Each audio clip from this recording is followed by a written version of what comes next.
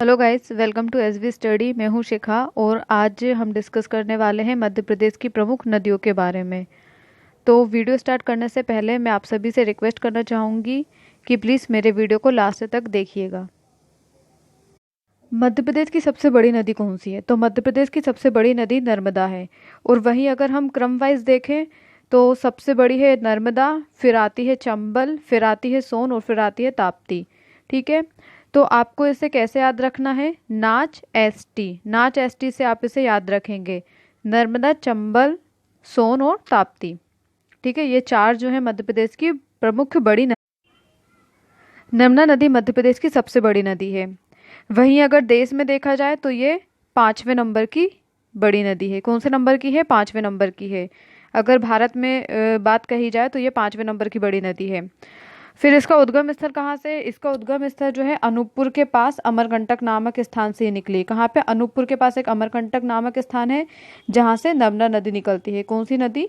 नर्मदा नदी। इसके समापन की बात कही जाए तो इसका समापन कहाँ होता है? ये अरब सागर में खंबात की खाड़ी में जाकर मिलती है। कहाँ? अरब सागर में खंबात की खाड़ी में जाकर इसका समापन होता है। टॉलमी ने नर्मदा नदी को नामादोस कहा था। क्या कहा था टॉलमी ने नर्मदा नदी को? नामादोस। नर्मदा नदी के अन्य नाम कौन कौन से हैं? मेकल सुता, सोमो देवी और रेवा। क्या क्या है इसके अन्य नाम? मेकल सुता, सोमो देवी और रेवा नाम से भी इसे जाना जाता है।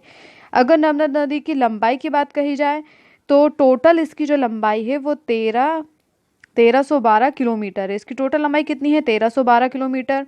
वहीं अगर हम एमपी में इसकी लंबाई की बात करें, एमपी में अगर हम इसकी लंबाई की बात करें तो इसकी एमपी में लंबाई है 1077 किलोमीटर। इसकी एमपी में लंबाई कितनी है? 1077 किलोमीटर।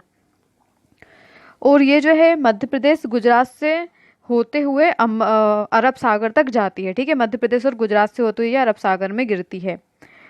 फिर हम वही देखिए इसकी जो सहायक नदियां हैं, इसकी कुल मिला के टोटल 41। इसकी कितनी? टोटल 41 इसकी सहायक नदियां हैं।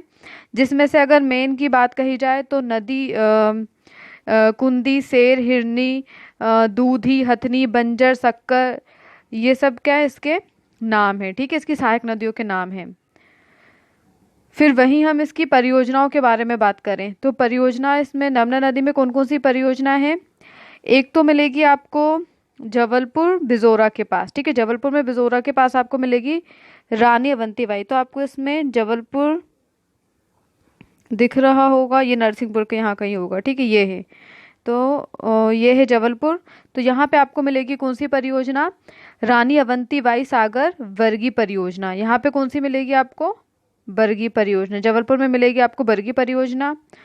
फिर वहीं इसकी सेकंड जो परियोजना है वो सरदार सरोवर परियोजना है। सरदार सरोवर परियोजना जो है वो गुजरात, राजस्थान, महाराष्ट्र और मध्य प्रदेश चारों की संयुक्त परियोजना है। कौन सी? सरदार सरोवर जो परियोजना है, सरदार सरोवर परियोजना किस किस की है? 4 राज्य की। ठीक है, कौन कौन से है वो? मध्य प्रदेश, महाराष्ट्र, गुजरात और राजस्थान। सरदार सरोवर परियोजना। फिर इंदिरा गांधी नर्मदा सागर परियोजना।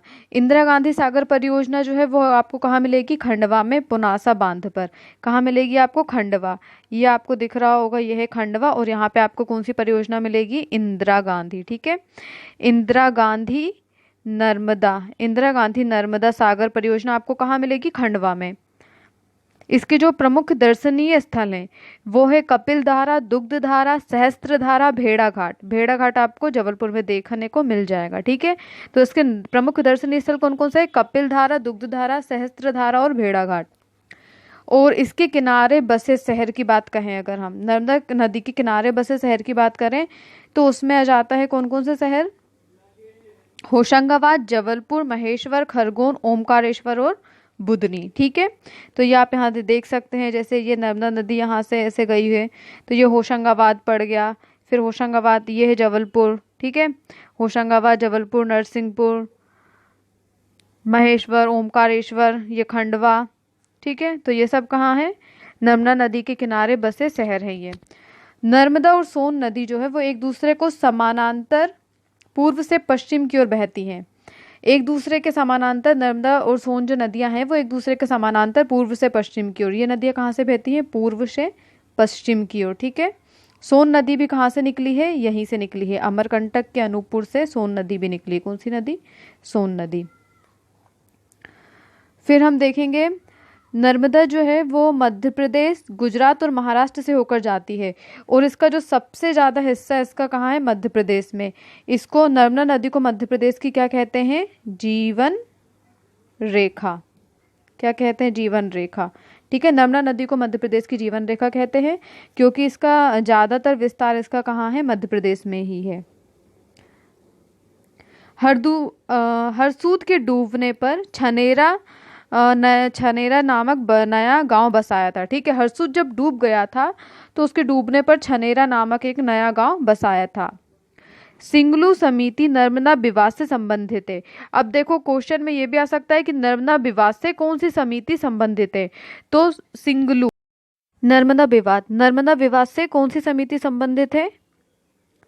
सिंगलू। नर्मदा विवाद से सिंगलू समिति संबंधित है।